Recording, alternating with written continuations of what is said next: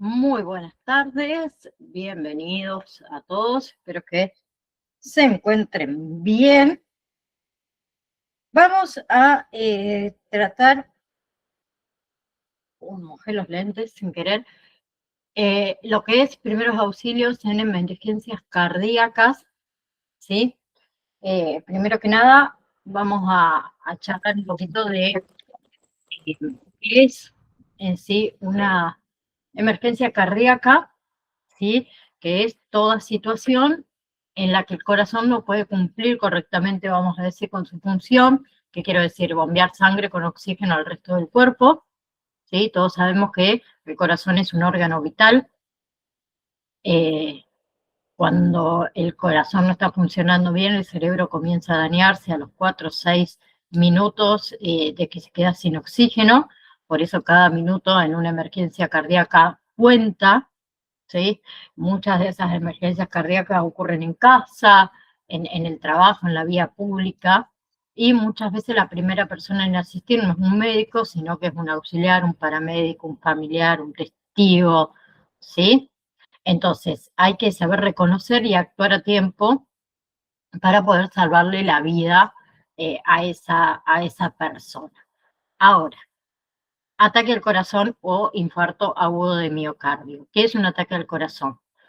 El ataque al corazón ocurre cuando se bloquea el flujo sanguíneo hacia una parte del músculo cardíaco. Generalmente ocurre por una enfermedad de las arterias coronarias, por ejemplo, o la acumulación de grasa, que son placas, o la formación de un coágulo.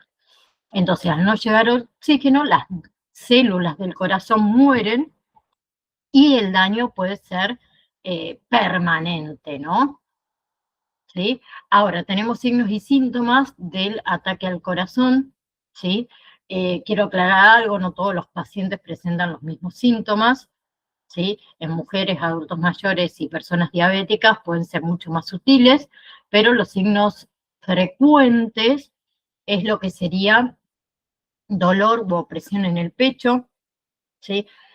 Dolor que se irradia al brazo izquierdo o al brazo derecho, al cuello, a la mandíbula, a la espalda, a la boca del estómago, la falta de aire, la sudoración fría, náuseas, vómitos, mareos, ¿sí? Una ansiedad muy intensa, esa sensación de muerte inminente, la palidez, ¿sí?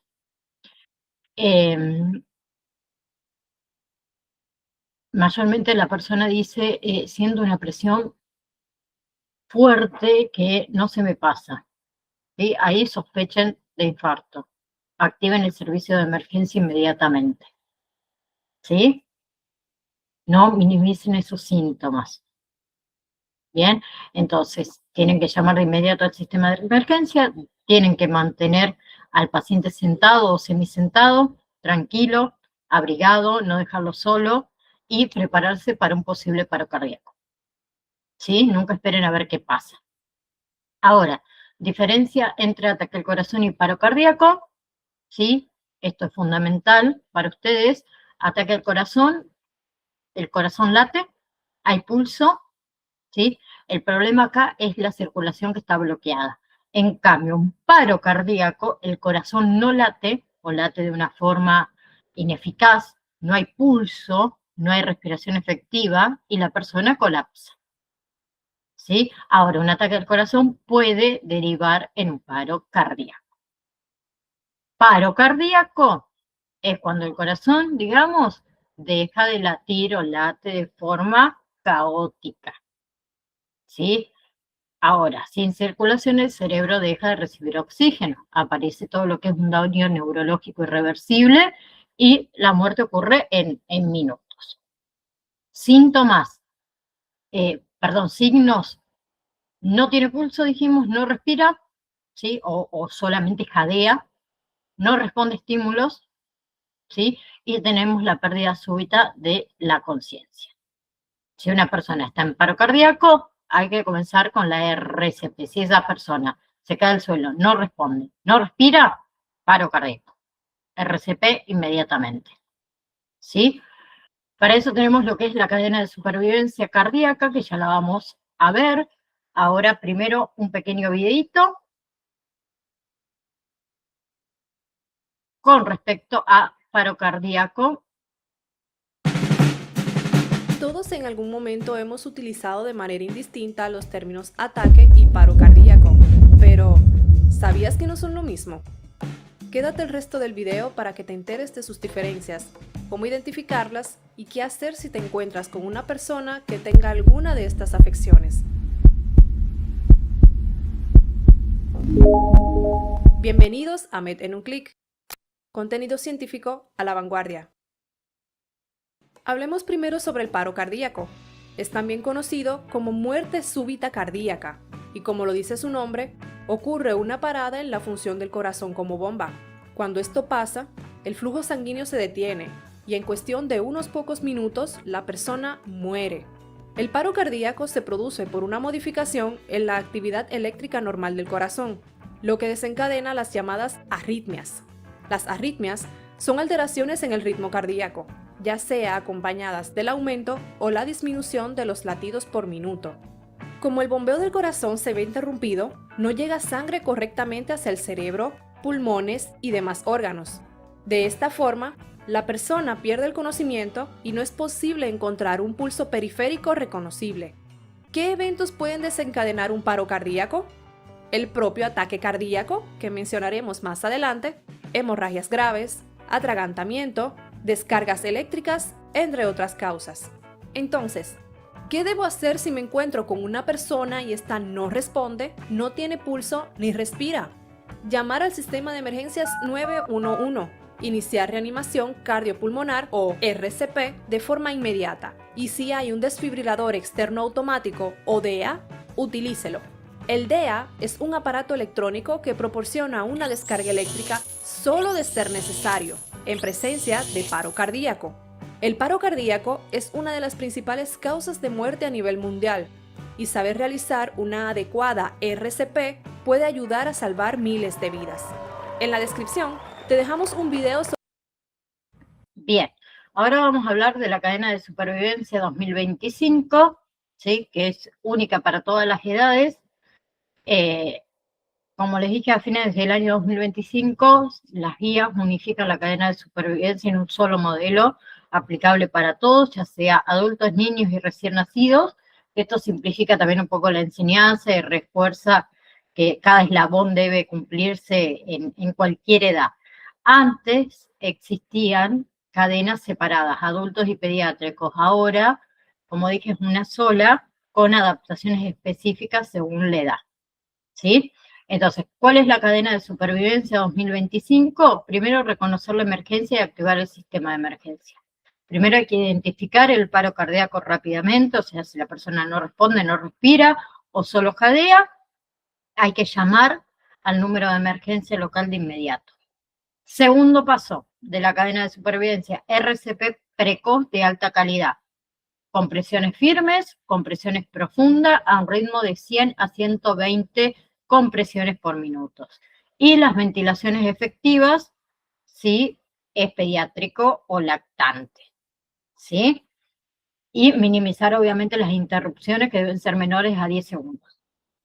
Tercer paso, desfibrilación temprana, DEA, ¿sí? Aplicar DEA pediátrico o adulto según la disponibilidad que haya y no retrasar la RCP mientras se espera ese equipo. Cuarto, soporte vital avanzado, ¿sí? Que eso se realiza por el personal entrenado, paramédico, médico, enfermeros especializados, que incluye medicación, monitoreo, vía aérea avanzada, desfibrilación avanzado, y luego, por último, tenemos todo lo que es cuidados posparo, o post-resucitación, que ya hablamos de hospitalización en unidades especiales, también para mantener la perfusión cerebral, la perfusión cardíaca y prevenir complicaciones y planificar rehabilitación, ¿sí? Bien. En pediatría y en lactantes se enfatiza mucho con el tema de la ventilación de rescate, porque acuérdense que los paros suelen ser respiratorios, ¿sí? Y cada minuto sin RCP ni DEA disminuye lo que es la supervivencia aproximadamente en un 10%. La calidad de las compresiones, obviamente, y la rapidez de esta cadena de supervivencia son más importantes que la perfección, vamos a decir, de la técnica. Ahora, RCP, reanimación cardiopulmonar. Primero, bueno, les comparto este videito, 1 minuto y 32, que es las últimas guías 2025 de la AJA. Las nuevas guías AJA ya fueron publicadas el 22 de octubre del 2025 y traen cambios importantes, siendo la unificación de la cadena de supervivencia una de las novedades visuales y conceptuales más grandes e importantes. Aquí presentamos los detalles sobre la nueva cadena y los puntos clave de la actualización para estar actualizado. La nueva cadena de supervivencia unificada, en lugar de tener múltiples cadenas separadas, una para intrahospitalario y otra para extrahospitalario, la AJA ha decidido consolidar todo en una única cadena de supervivencia universal de 6 eslabones. El objetivo es simplificar el mensaje. El sistema de atención es uno solo, sin importar dónde ocurre el paro o la edad del paciente. La cadena de supervivencia tiene los siguientes eslabones: reconocimiento temprano del paro cardíaco, llamada inmediata al sistema de emergencia con guía telefónica, inicio rápido de RCP de alta calidad, uso temprano de desfibriladores externos automáticos DEA, uso de naloxona en casos de sobredosis de opioides, cuidados avanzados post-paro y rehabilitación para recuperación integral. Si quieres más contenido relacionado, visita nuestra página web y redes sociales. Bien, ahora RCP, reanimación cardiopulmonar. Primero, concepto fundamental, que es la RCP. Es una técnica que permite mantener la circulación artificial, llevar la sangre oxigenada al cerebro y ganar tiempo hasta que llegue la ayuda, ¿sí? Tenemos la RCP en adultos, ¿sí? Que todo lo que es técnica, primero vamos a empezar por, antes de la técnica, perdón, por la posición. Hay que colocar al paciente boca arriba en una superficie que sea firme. La técnica es las manos, ¿sí? O el talón, mejor dicho, de nuestra mano en el centro del pecho, con brazos extendidos, compresiones, ¿sí? Con una profundidad de 5 a 6 centímetros, con un ritmo de 100 a 120 compresiones por minuto, y luego tenemos la relación, que es en realidad 30 compresiones por 2 ventilaciones, ¿sí? Si no se sabe ventilar, solo RCP con compresiones, ¿sí? Siempre es mejor que no hacer nada. Ahora tenemos la RCP en niños y en bebés, que la diferencia es que las compresiones en niños son de 5 centímetros y puede usarse una sola mano, y en los bebés la nueva técnica, antes era con los 2 dedos, ¿sí? Hoy la nueva técnica es rodeando al bebé con ambos dedos pulgares en el centro del pecho, ¿sí? Y más o menos la profundidad es 1/3 de su cuerpo. ¿Bien?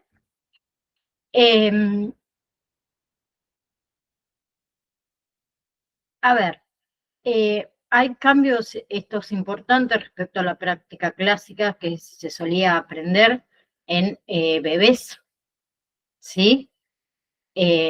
Modificaron varias cosas para hacer la reanimación un poco más efectiva, basada obviamente en las evidencias, y yo acá les coloqué, luego de esto lo vamos a ver. Hola. Acá. Bueno, ahí está.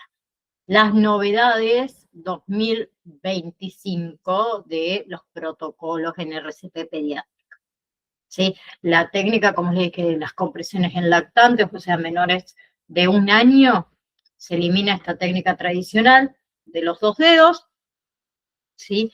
A favor de otros métodos más efectivos para lograr lo que es la profundidad adecuada, ¿sí? Entonces, ¿cuál es la opción recomendada ahora? Como les dije, 2 pulgares con manos rodeando el tórax, ¿sí? Porque eso da mejor profundidad. Esta es una de las técnicas. Y la otra técnica, que era la de los 2 dedos, se dejó de usar, y si no, la otra es talón de la mano, ¿sí? Si es que nosotros no podemos rodear el pecho del lactante, es talón de la mano. Bien, la de los 2 dedos ya no es recomendada porque no alcanzaba la profundidad adecuada en realidad, ¿sí? Ahora sí, voy a volver para atrás, así vemos el videito. Bueno, no me... ahí.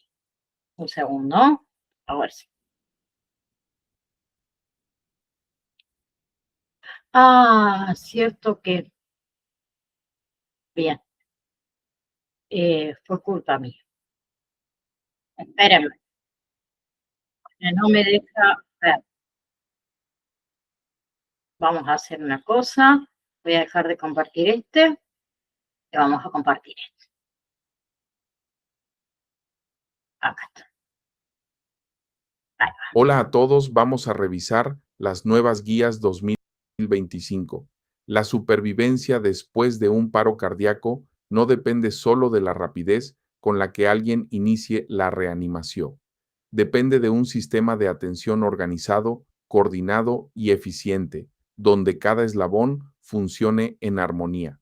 Las guías 2025 de la American Heart Association presentan una evolución fundamental, una cadena de supervivencia unificada, válida tanto para los paros cardíacos intrahospitalarios como para los extrahospitalarios. Una sola estructura, un solo propósito: salvar más vidas. En los hospitales se implementan reuniones breves de seguridad, encuentros cortos y estratégicos en los que los equipos de salud anticipan riesgos, comparten observaciones y detectan de forma temprana a los pacientes con signos de deterioro. Su objetivo es claro: prevenir el paro antes de que ocurra. En la comunidad, las guías colocan a la naloxona al mismo nivel de importancia que los desfibriladores automáticos externos. Hoy, tener acceso público a ambos puede marcar la diferencia entre la vida y la muerte, porque detener una sobredosis es tan urgente como reiniciar un corazón. También se redefine el papel de la RCP guiada por teléfono. Los operadores ahora deben instruir a los reanimadores legos según la edad de la víctima. En adultos, solo compresiones torácicas. En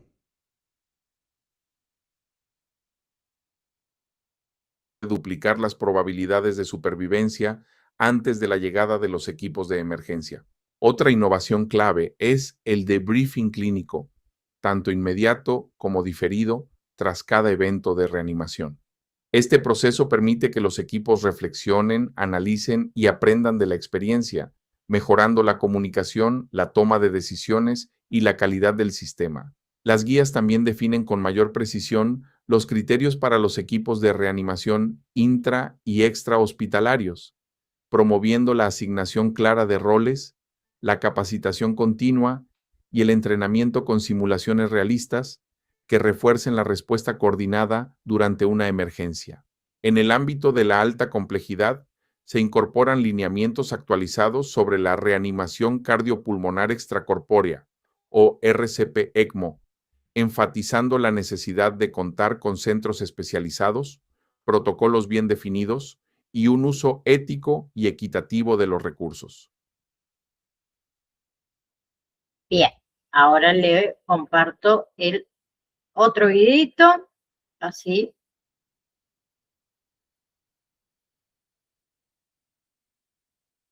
Compresiones torácicas, y yo inicio las compresiones torácicas en esa persona. De esta manera. ¿Cuál es la técnica recomendada? Esta zona de la mano se llama región tenar hipotenar. Vamos a ponerla en toda la mitad del esternón, a nivel intermamilar o de las tetillas, o 2 travezas de dedo de la apófisis xifoide, 2 traveses de dedo. Ponemos la región tenar e hipotenar de la mano. Una vez tenemos esta parte ya bien ubicada, debemos montar la mano no dominante encima, Vamos a posicionarnos con los brazos completamente rectos, no deberían de estar doblados porque voy a cambiar la cinemática y la energía de la compresión, completamente rectos, y los hombros deben estar perpendiculares al nivel de donde están las manos, y el movimiento debe hacerse con el tronco, no con las manos, debe hacerse con el tronco, comprimiendo fuerte. Bien. Ahora, técnica de compresión en niños mayores de 1 año. Se puede usar una mano o se puede usar ambas manos, según obviamente el tamaño del niño, para poder lograr una buena profundidad. Y después tenemos las ventilaciones, que son las respiraciones de rescate, que en pediatría siempre se enfatiza el tema de la ventilación, porque la mayoría, como dijimos, de los paros cardíacos en niños y en bebés son por causas respiratorias. Y en bebé la respiración boca a boca, nariz, sigue siendo la forma apropiada para sellar bien lo que sería el aire, ¿sí? Así que acá dejamos el videito. ¿Sabías que las nuevas guías 2025 de la American Heart Association presentan cambios importantes en la técnica de RCP en lactantes? Durante muchos años se enseñó que las compresiones torácicas se realizaban con 2 dedos en el centro del pecho. Sin embargo, los estudios más recientes demostraron que esta técnica no genera la profundidad ni la fuerza suficiente para mantener un flujo sanguíneo eficaz. Por eso, las guías 2025 actualizan la recomendación. Ahora se debe utilizar la base del talón de una sola mano cuando se trata de un solo reanimador, o la técnica de los 2 pulgares rodeando el tórax cuando hay 2 reanimadores. Las compresiones deben aplicarse en el tercio inferior del esternón, evitando presionar la apófisis xifoides, con una profundidad aproximada de 4 centímetros, y permitiendo que el tórax se expanda por completo entre cada compresión.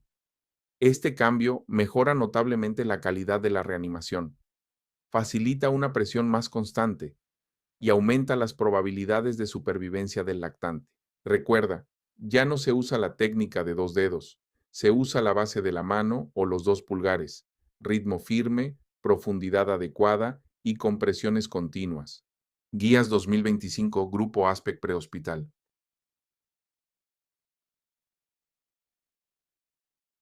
Bien. Secuencia entonces de compresiones y respiraciones, ¿sí? El esquema clásico sigue siendo 30 compresiones por 2 ventilaciones cuando hay un solo reanimador y 15 compresiones y 2 ventilaciones si hay 2 reanimadores entrenados, ¿sí? Eso no cambió nada, ¿bien? Siguen reconociendo los de hace años atrás. Ahora sí, hay otra actualización en las guías 2025, que es las recomendaciones de obstrucción de la vía aérea por atragantamiento, que en lactantes son 5 golpes en la espalda, alternado con 5 compresiones torácicas, y en niños son 5 golpes o ciclos de 5 golpes más 5 abdominales, ¿sí? Y el uso del DEA se mantiene en las recomendaciones de aplicar un desfibrilador siempre que haya disponible uno pediátrico o si no, uno estándar. ¿Bien? Bien. Esta parte a ustedes no lo vamos a ver, porque esto es de enfermería y paramédico. Sí, vamos a hablar, voy a hablar de lo que son las, un segundito, opción de visualización. Vamos a hablar de las vías de administración. Vamos a sacar un poco esto, porque tengo tantas cosas. Bien. Bien, vamos a hablar de administración de los fármacos, ¿sí? Ustedes saben que la administración de los fármacos en realidad es un conjunto de acciones mediante las cuales un medicamento se introduce en el organismo con el fin de prevenir enfermedades, ¿sí? O tratar una patología o realizar un diagnóstico.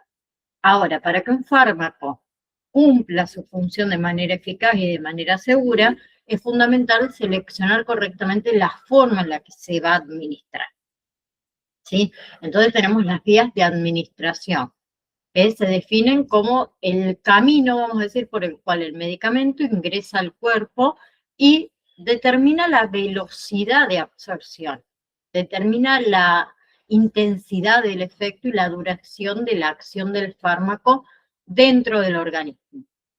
Ahora, cada vía de administración presenta objetivos específicos, ¿sí? Como ventajas y como desventajas, ¿no? Por eso la elección no es aleatoria, se basa en diversos factores, como el estado general del paciente, si está consciente, la edad, la capacidad que tenga para tragar, la condición clínica, depende de la urgencia del tratamiento. Hay algunas situaciones que requieren un efecto rápido, depende del tipo de tratamiento también, ¿sí? Y depende de la rapidez con la que se desea obtener el efecto terapéutico, ¿sí?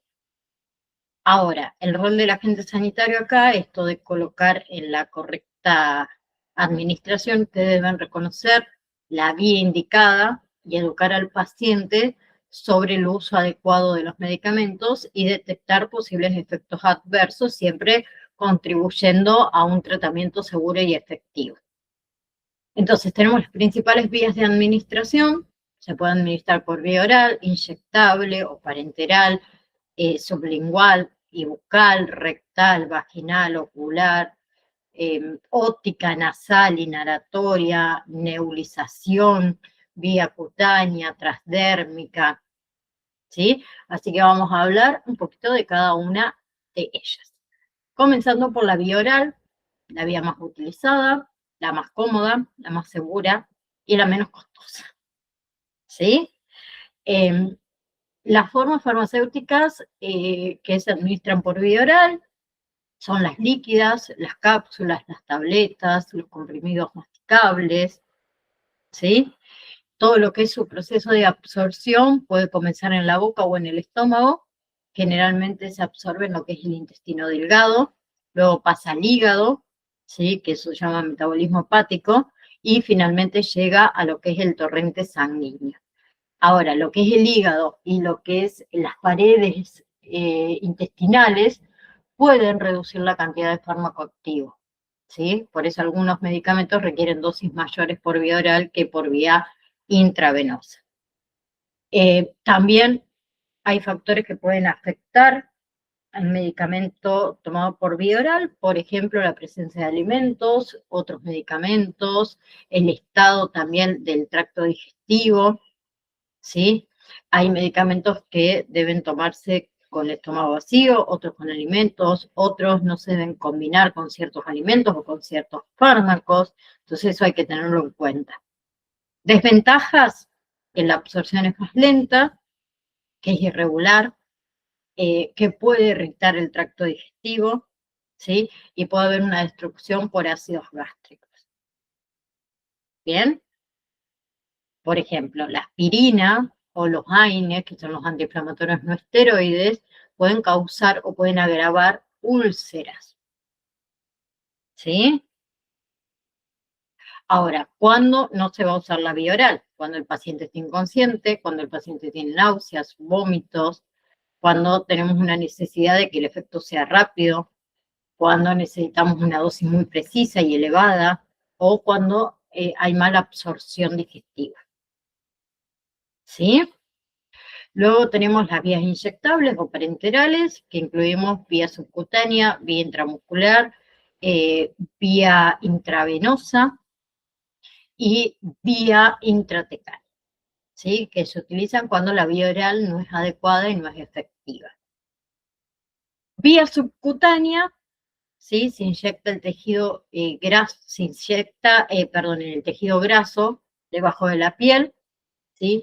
El fármaco pasa por lo que son capilares o vasos linfáticos, es utilizado, por ejemplo, para lo que es la insulina, tiene algunas desventajas, ¿sí? Evita lo que es, o mejor dicho, el volumen de fármaco es bastante limitado, y la ventaja que tiene es que evita esto de la destrucción digestiva, ¿sí?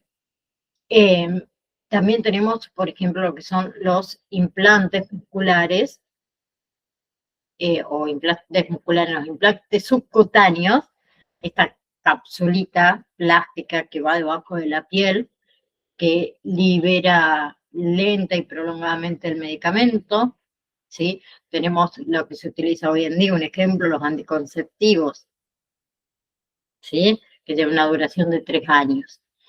Luego tenemos lo que es vía intramuscular, que permite mayor volumen, si lo comparamos nosotros con la vía subcutánea, ¿no? ¿Sí? Se usa una aguja más larga, ¿sí? Los síntomas frecuentes para colocar un inyectable intramuscular es el brazo, el muslo o el glúteo, ¿sí? Y la absorción depende del flujo sanguíneo del músculo. Después tenemos vía intravenosa, donde se introduce la medicación directamente en una vena, ¿sí? Puede ser un bolo, que es una dosis única, o puede ser una infusión continua, que eso es venoclisis. ¿Qué ventaja tiene? Que el efecto es inmediato, que la dosis es precisa, ¿sí? Y vamos a tener un control total del tratamiento. Y la desventaja, que hay mayor riesgo, ¿sí? Que requiere personal capacitado, ¿sí? Y por ahí puede ser difícil en algunos pacientes, porque no encontramos la vena, porque la vena se rompe y demás, ¿sí? El efecto suele durar menos tiempo, por eso a veces se requiere de lo que es infusión continua. Después tenemos lo que es vía intratecal, que la inyección se coloca en el espacio alrededor de la médula espinal, ¿sí? Que se usa mayormente es anestesia local previa, ¿sí? Que está indicada para lo que es infección del sistema nervioso central, anestesia, analgésicos como esta morfina, que producen efecto mucho más rápido y localizado. Luego tenemos lo que es vía sublingual y bucal, que el fármaco se coloca debajo de la lengua, ¿sí? O entre las encías y la mejilla, que se absorbe directamente a la sangre, ¿sí? Tiene un efecto muy rápido, evita lo que es hígado, intestino, ¿sí? La desventaja que tiene es la absorción por ahí muchas veces incompleta de ese fármaco. Luego tenemos lo que es vía rectal, como son los supositorios, ¿sí? Que tiene una rápida absorción, porque en el recto tenemos muy buena irrigación, ¿sí? Está indicada cuando hay vómitos, cuando el paciente no puede tragar, un paciente postoperatorio, por ejemplo. Ejemplo de medicamentos para colocarlo por vía rectal, el paracetamol, el diazepam, algunos laxantes. Luego tenemos vía vaginal, ¿sí? Que se utilizan soluciones, óvulos, cremas, geles, anillos. Tiene una absorción lenta por la mucosa vaginal, y el uso frecuente mayormente son estrógenos en lo que es menopausia, por ejemplo, o infecciones vaginales. Luego tenemos lo que es vía ocular, tenemos gotas, tenemos geles, tenemos ungüentos, tenemos implantes, que el uso principal es local. Por ejemplo, tenemos lo que son lágrimas artificiales, fármacos para glaucoma, ¿sí? Midriáticos también, ¿sí? Donde algunos de esos fármacos pueden pasar a la sangre y causar efectos sistémicos. Tenemos también lo que es vía óptica, ¿sí? Gotas en el conducto auditivo externo, tiene un efecto local, por ejemplo, la hidrocortisona, ¿sí? Algo muy importante, limpiar y secar el oído antes de aplicarlo, Después tenemos vía nasal, ¿sí? Todo lo que son medicamentos atomizados, tienen una absorción muy rápida por la mucosa nasal, ¿sí? Ejemplos de fármacos, naloxona, la nicotina, los corticoides, ¿sí? Pero tengan cuidado que puede producir irritación nasal. Luego está la vía inhalatoria, ¿sí? Los aerosoles que dispersan partículas muy pequeñas que llegan a los pulmones, que se utiliza para asma, para EPOC, también como anestesia local, que esto sí requiere una técnica correcta y un equipo especializado. Y las nebulizaciones, ¿sí? Son aerosoles mediante dispositivos especiales que llegan profundamente a los pulmones. Ejemplos de medicamentos que se utilizan por vía inhalatoria, por nebulización, salbutamol, pantamidina, por ejemplo, ¿sí? Hay que tener cuidado porque tiene algunos riesgos, como es la irritación pulmonar o la contaminación del equipo, ¿sí? Luego tenemos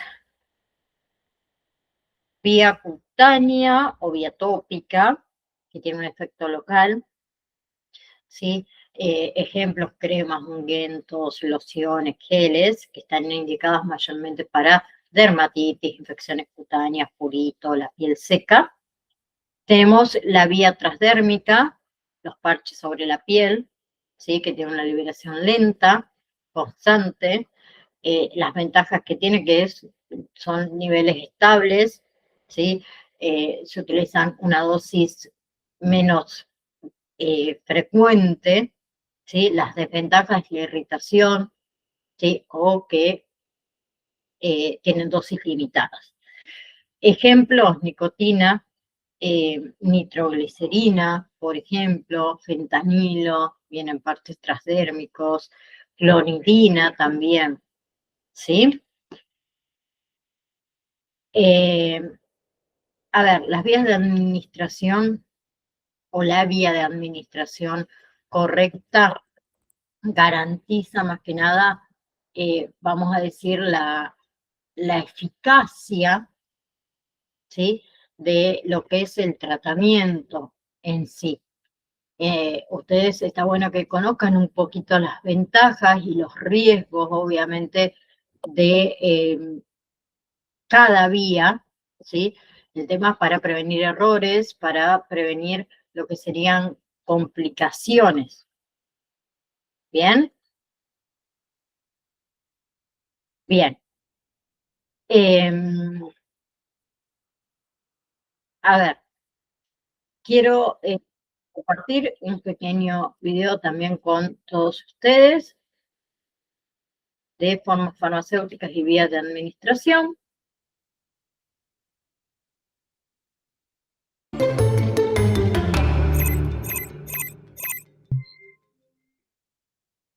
En este vídeo vamos a hablar sobre las formas farmacéuticas y las vías de administración de los diferentes medicamentos. La vía de administración de un medicamento es la manera en la que el medicamento llega a nuestro organismo, es decir, cómo se introduce en el cuerpo. Es necesario escoger la vía más adecuada en función de las características del paciente y del tipo de tratamiento que requiera su dolencia. La forma farmacéutica es la disposición individualizada a que se adaptan las sustancias medicinales, principios activos y excipientes para constituir un medicamento, es decir, la forma de preparar un medicamento con el fin de su administración. La forma farmacéutica tiene como propósito facilitar la administración del principio activo y liberación en el momento y lugar que aseguren una óptima absorción. Las formas farmacéuticas son el producto resultante del proceso tecnológico que confiere a los medicamentos características adecuadas como una correcta dosificación, eficacia terapéutica y estabilidad en el tiempo. Las formas farmacéuticas se pueden clasificar según su estado físico en sólidas como los polvos, granulados, cápsulas, comprimidos, sellos, tabletas, supositorios, óvulos e implantes. Semisólidas como las pomadas, pastas, cremas y geles. Y líquidas como las soluciones, suspensiones, emulsiones, jarabes, elixires, lociones, linimentos e inyectables. Las formas farmacéuticas se pueden clasificar según la vía de administración en oral, como los polvos, granulados, comprimidos, cápsulas, jarabes, suspensiones y emulsiones, rectal y vaginal, como los supositorios, enemas, óvulos, comprimidos vaginales y dispositivos intrauterinos, tópica y subcutánea, como las pomadas, cremas, geles, pastas, parches e implantes, oftálmica y ótica, como los colirios, pomadas, emulsiones, insertos oftálmicos y las gotas, parenteral, como los inyectables para vía intravascular, ya sea intravenosa e intraarterial, o para la vía extravascular, como la intradérmica, subcutánea, intramuscular, intratecal, epidural e intraperitoneal, y la vía inhalatoria, como los gases medicinales, como los anestésicos y los aerosoles. La vía de administración oral es la vía más utilizada para la administración de fármacos. Su administración presenta ventajas, es cómoda y sencilla, no dolorosa, segura, permite la autoadministración y si se produce una sobredosis se puede realizar un lavado gástrico. En cuanto a los inconvenientes, en ocasiones los fármacos presentan un sabor desagradable, pueden producir irritación gástrica y no se pueden utilizar si el paciente presenta dificultad para deglutir, vómitos o si está inconsciente. Además, es una vía que presenta efecto de primer paso. Los fármacos administrados por vía oral se absorben fundamentalmente a nivel del intestino delgado, que presenta una gran superficie de absorción y un elevado flujo sanguíneo. La absorción por vía oral se ve modificada por factores como la motilidad gástrica, los jugos digestivos, el tipo de preparado farmacológico, factores químicos como el pH y la presencia de alimentos en el aparato digestivo. Otra vía de administración es la sublingual. Consiste en la administración del medicamento debajo de la lengua, donde debe mantenerse el mayor tiempo posible sin tragar saliva para que se absorba completamente. La mucosa sublingual está muy vascularizada, favoreciendo una rápida velocidad de absorción, evitando el primer paso hepático. Entre sus ventajas destaca la facilidad de administración, velocidad de absorción y presencia de una biodisponibilidad superior a la vía oral. Además, se puede obtener un efecto más rápido y es muy útil en situaciones de emergencia como una coronariopatía. También evita una posible alteración o inactivación gastrointestinal o hepática. Entre las limitaciones destaca que solo se puede administrar sustancias dosificables en pequeña cantidad, al ser limitada la superficie bucal, y las variaciones del pH bucal, habitualmente entre 6,7 y 7, que pueden alterar su absorción. Las formas farmacéuticas más usadas a nivel sublingual son los comprimidos y los aerosoles. La vía rectal presenta una absorción más lenta que la gastrointestinal. Los fármacos administrados por esta vía presentan tres acciones diferentes: mecánica, produciendo un efecto laxante; tópica localizada, produciendo un efecto antihemorroidal; y sistémica, con efecto antitérmico. Las formas farmacéuticas más comunes son los supositorios, que al fundirse en el recto producen la liberación de los medicamentos que contienen. Además, presentan efecto de primer paso parcial a través de las venas hemorroidales superior y los enemas. Las principales ventajas de esta vía son la administración de fármacos que producen irritación gástrica o que son destruidos en medios con pH ácido o por la acción de enzimas digestivas. Se evita el fenómeno de primer paso hepático y se puede administrar en pacientes con vómitos, inconscientes o en niños, así como en aquellos que presentan intolerancia al fármaco por el sabor o el olor. Los principales inconvenientes son la incomodidad en su administración, la absorción errática, lenta e irregular, la poca existencia de preparados en el mercado, la posible irritación del recto por los fármacos administrados y que no se pueden administrar en pacientes que presenten diarrea. La vía vaginal se puede utilizar para la administración de medicamentos con efecto a nivel local o sistémico. La biodisponibilidad del fármaco depende del espesor del epitelio vaginal, la composición del fluido y el pH. Las formas farmacéuticas disponibles son las soluciones, los comprimidos, los óvulos vaginales, el gel, las espumas y los anillos vaginales. La vía parenteral se utiliza en situaciones de emergencia, cuando se administran principios activos que no se absorben por la mucosa gastrointestinal, en situaciones en las que los principios activos son degradados o inactivados a nivel intestinal y en los que el efecto de primer paso es muy elevado. Los fármacos administrados por vía parenteral se pueden administrar a nivel intravascular y a nivel extravascular. A nivel intravascular disponemos de la vía intraarterial, intracardíaca e intravenosa. A nivel extravascular disponemos de la vía intradérmica subcutánea, intraperitoneal, intratecal epidural, intramuscular e intraarticular. La vía intravascular presenta un 100% de biodisponibilidad y una mínima variabilidad interindividual. Tenemos tres tipos de vías intravascular. La intraarterial, donde el medicamento se inyecta directamente en una arteria que irriga un órgano. La intracardíaca, que únicamente la utilizamos en caso de emergencia, como por ejemplo en la administración de adrenalina en caso de parada cardíaca. Y la intravenosa, que ofrece una respuesta a nivel sistémico, rápida e intensa. Otro tipo de administración parenteral es la vía extravascular, que a su vez se divide en vía intradérmica, donde la absorción es lenta. Un ejemplo de esta vía de administración es la administración de las vacunas. Vía intraperitoneal, donde la absorción es ultrarrápida. Un ejemplo de esta vía de administración es la administración de antibioterapia o antineoplásicos. Vía intratecal epidural, donde se administran fármacos que deben acceder al sistema nervioso central.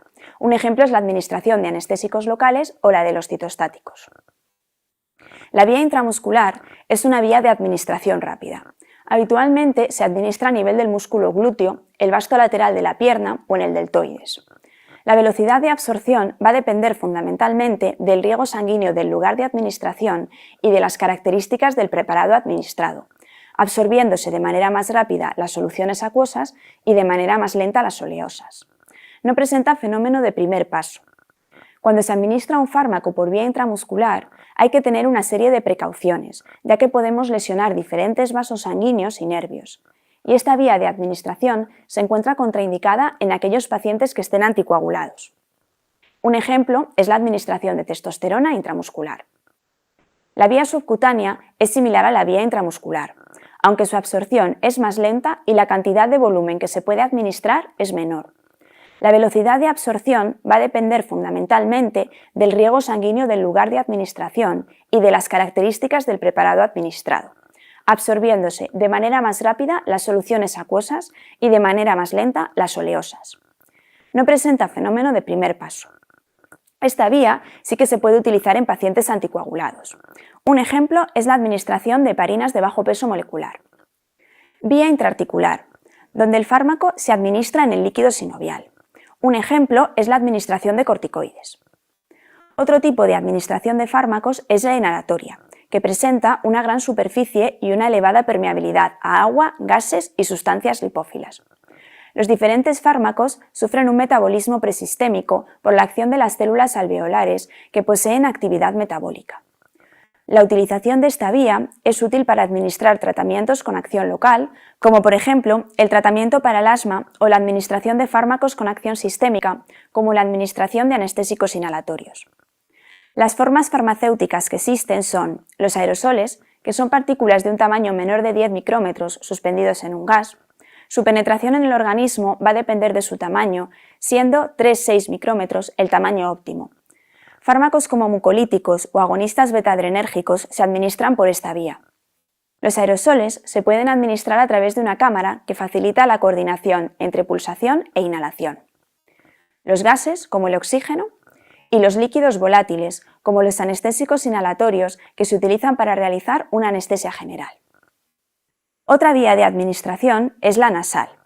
A través de esta vía se pueden administrar fármacos con acción sistémica, como por ejemplo la administración de desmopresina, y fármacos con acción local, como la administración de antihistamínicos. Otra vía disponible es la ótica, a través de la cual administramos fármacos líquidos en el conducto auditivo externo, donde ejercen su acción local.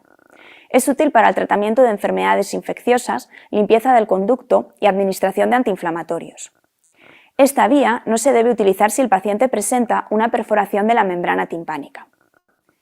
La vía oftálmica presenta una absorción rápida y una acción local. Las formas farmacéuticas que se administran por vía oftálmica deben ser estériles. Según las formas de dosificación, diferenciamos los colirios, las pomadas y otros como las lentes de contacto. Disponemos de diferentes fármacos que se pueden administrar por vía oftálmica, como los antiinflamatorios, los antihistamínicos, fármacos utilizados para el tratamiento del glaucoma y los antiinfecciosos. La vía dérmica consiste en la administración de preparados con acción a nivel local. Debemos de tener precaución en pacientes con piel lesionada, ya que existe mayor absorción de los principios activos. La vía transdérmica se utiliza para aporte percutáneo de principios activos para su administración sistémica. No presenta efecto de primer paso. Los fármacos que pueden administrarse por esta vía presentan un bajo peso molecular, una lipofilia intermedia, una semivida de eliminación corta y una elevada potencia. Las formas farmacéuticas disponibles son los parches transdérmicos, como por ejemplo los parches de opiáceos, de estrógenos o de nicotina.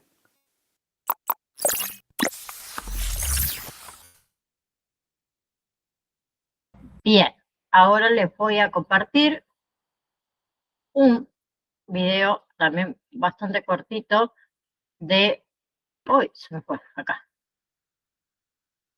de colocación de inyectables intramuscular y subcutáneo, me parece. A continuación vamos a hacer la práctica de la inyección intramuscular, para lo cual los materiales que les vamos a presentar a continuación son los siguientes.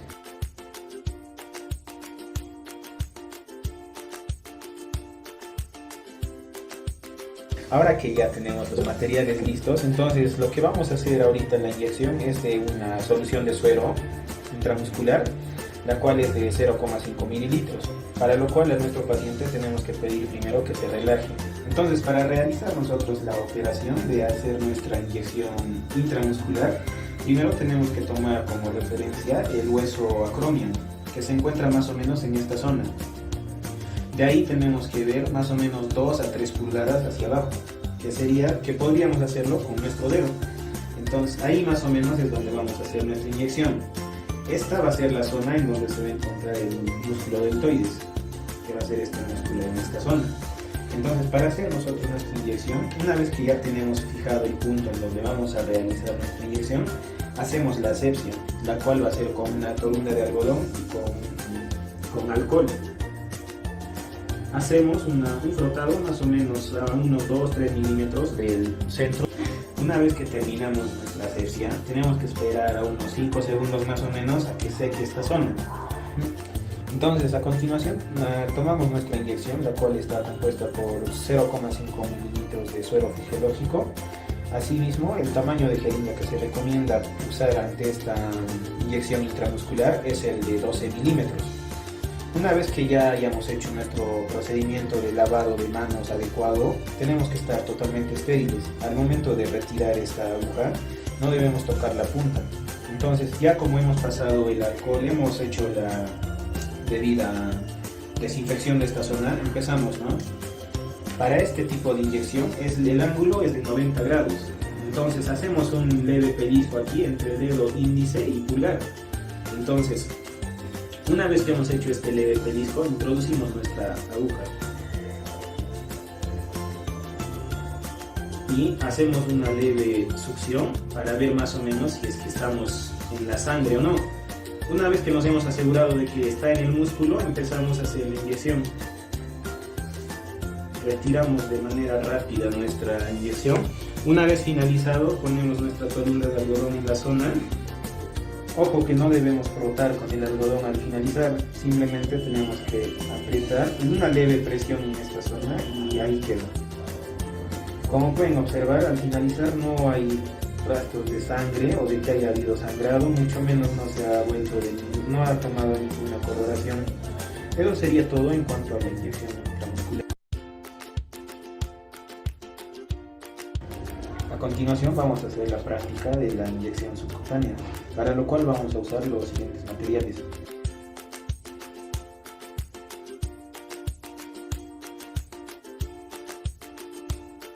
Una vez que tenemos listos los materiales, pedimos a nuestro paciente que se siente en una posición adecuada. Una vez que nosotros ya tenemos al paciente listo, vamos a hacer esta inyección subcutánea en el mismo músculo deltoides, en esa zona del músculo deltoides, para lo cual de igual manera vamos a tomar como referencia el hueso acromion. Del hueso acromion tenemos que tomar a 2 a 3 milímetros de distancia hacia abajo. Una vez que tenemos como referencia un punto en el cual vamos a hacer esta inyección, hacemos la debida desinfección de esta zona, la cual la vamos a realizar con alcohol líquido y una toronda de algodón. Hacemos nuestra asepsia en sentido circular Y una vez que terminamos esto, esperamos a que seque durante unos 3 a 5 segundos. Mientras eso ya podemos estar alistando nuestra jeringa, ¿no? Con lo que vamos a hacer nuestra inyección. En este caso hemos escogido el suero fisiológico en 0,5 mililitros y el tamaño de la aguja es de 0,12. Entonces, para hacer esta inyección subcutánea, nosotros tenemos que tomar 45 grados de inyección. En caso de la intramuscular, era 90. En este caso son 45 grados. Para hacer nuestra inyección subcutánea, tenemos que tener la aguja en posición que el bisel esté hacia arriba. Entonces, una vez que ya tenemos los puntos de referencia y la adecuada posición en la cual vamos a hacer, introducimos nuestra aguja. Y ya habiendo hecho la debida asepsia de esta zona, y hacemos nuestra punción en 45 grados hacia el músculo deltoides. En este caso, esta es más o menos la angulación, 45. Entonces, como es una inyección solo subcutánea, la jeringa no va a entrar por completo. Ahora, para asegurarnos de que estamos en la zona adecuada, hacemos una leve succión y nos aseguramos de que no haya sangre. Una vez que ya hicimos este paso y vemos que no hay signos de sangre, entonces empezamos a hacer nuestra inyección y retiramos de manera rápida nuestra jeringa. Ahora, para finalizar, ponemos algodón y lo presionamos, no de manera fuerte, sino muy poco.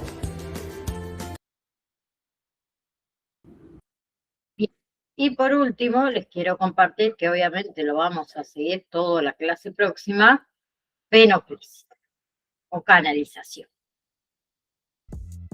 Empezamos como en toda canalización fijando la ligadura unos 5 a 10 centímetros por encima de la zona de punción. Luego le decimos al paciente que abre y cierre el puño para que la vena se dilate y sea más visible para identificarla mejor. Aquí podemos ver la vena como se pronuncia, perfecta para canalizar. Ahora realizamos la asepsia con un algodón con alcohol, como sabemos de manera circular. Podemos apreciar que la vena se pronuncia visiblemente mejor. Limpiamos otra vez con otro algodón y la vena estará lista para ser pinchada. Para esta demostración usaremos un Avocat o catéter venoso periférico número 20, el rosado. Abre, cierra. Le pido al paciente que abre y cierre el puño para mantener la dilatación de la vena antes de hacer el procedimiento. Lo que hacemos a continuación es medir la distancia de lo que va a ingresar nuestro catéter plástico dentro de la vena, para así saber dónde tenemos que punzar con el fijador o aguja del Avocat para entrar dentro de la piel, que sería aquí. Ahora, colocamos el Avocat en un ángulo de 25 grados para poder perforar la piel. Cuando el bisel de la aguja haya ingresado dentro de la piel, vamos a bajar a un ángulo de 15 grados para poder meter el Avocat dentro de la vena. Todo esto en un solo movimiento. Veámoslo.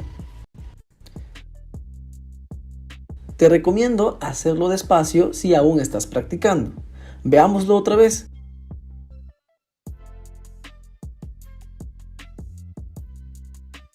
Ok, sabremos que estamos dentro de la vena cuando veamos retorno venoso dentro de la cámara trasera del Avocat, como podemos apreciar. Entonces estamos en vena, por lo que a continuación con el dedo pulgar y el dedo medio jalamos la cámara trasera 1 centímetro aproximadamente hacia atrás, con dos objetivos. Uno, para que nos permita saber si aún seguimos en la vena. ¿Cómo es esto? Sucede que cuando lo hagamos veremos que el catéter plástico se torna de color rojo debido al retorno de la sangre, evidenciando que seguimos en la vena. La razón 2 es para que el bisel de la punta del Avocat retroceda y se quede dentro del catéter plástico. Así, a la hora de empujar por completo el cono de la conexión para que el catéter plástico del Avocat ingrese hacia la vena, esta no será perforada. Veámoslo otra vez.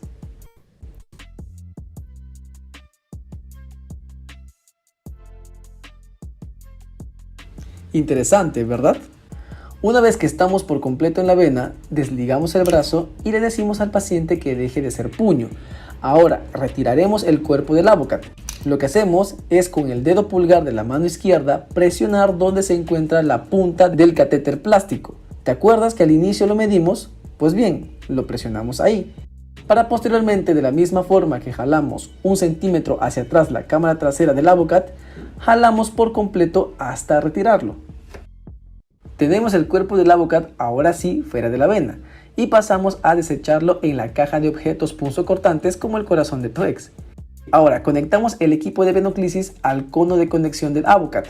Como recordarán, este procedimiento debe hacerse rápido para evitar que se nos escape el flujo del medicamento o la sangre. Ahora le colocaremos el apósito transparente, también conocido como Tegader, para fijar la vía. En algunos hospitales de los países de Latinoamérica no tenemos un buen abasto de este insumo, por el cual usar esparadrapo también es una buena opción. Todas las características y el cómo se usa ambos fijadores lo explico a detalle en este video. Échale un vistazo, no te arrepentirás. Muy bien, ahora el paciente podrá flexionar el brazo, comer, cambiarse, ir al baño, entre otras actividades, y no le va a doler ni mucho menos se va a obstruir con facilidad nuestra vía. Bien, la clase que viene entonces vamos a hablar de lo que es administración de fármacos. Como les dije, los invito a el día sábado. El que quiera realizar las prácticas, vamos a estar reuniéndolos a las 2 de la tarde, así que les voy a mandar el enlace y o nos vemos el sábado o nos vemos el próximo jueves. Un saludo enorme a cada uno de ustedes.